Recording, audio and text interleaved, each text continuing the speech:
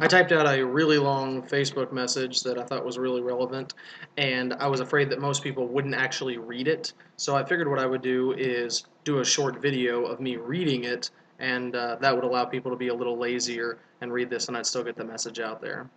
What I wrote was, most of us have read Matthew 11, where Jesus says, "Take his yoke because it's easy and his burden is light." I just received a new insight into this verse pertaining to my own life. I'm sure somebody else has thought of this before. Maybe I'm stupid for just now realizing this. You can judge me however you want, but this just occurred to me, so I figured I'd share it. Jesus is saying that the yoke, the burden I hold before, is much harder than his. It makes so much sense that the burdens we put on ourselves are far greater than what Christ actually intended for us. The financial positions we've put ourselves in is because we didn't follow God's plan.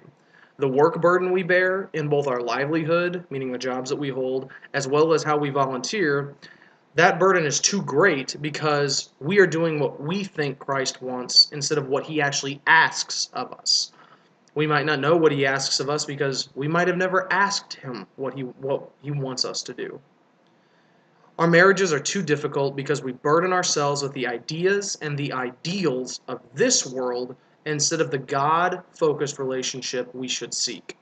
So the next time you read Christ's command to drop your yoke and take on his, think about the burdens you've put on yourself which God never intended for you.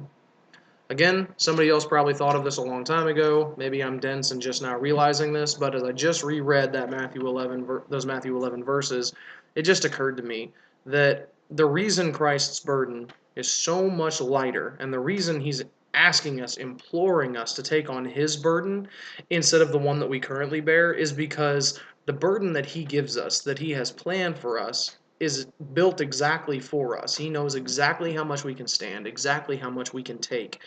And he's saying, just do what I'm asking of you. So the volunteer time that you put in, whether it's at a church, whether it's somewhere else, maybe it's too taxing for you. Maybe that's because you're trying to work to receive salvation, or you're trying to work to feel Christian enough, or Christ-like enough, or godly enough.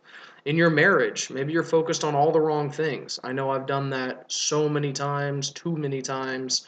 And again, Christ is saying that the yoke I have for you for your marriage is very different from what you're putting on yourself, what you think you should be doing.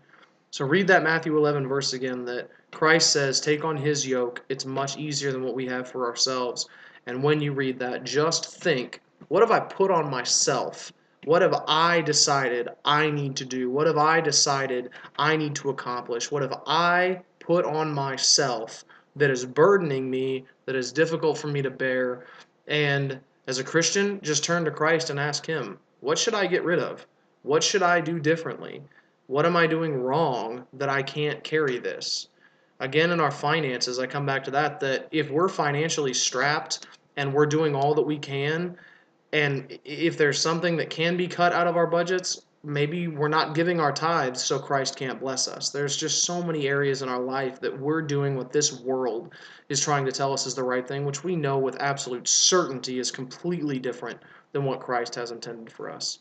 So please read that verse again, see what Christ reveals to you, and this is just a little bit of me sharing what just occurred to me that I probably should have realized a long time ago, but it's a new insight. God bless.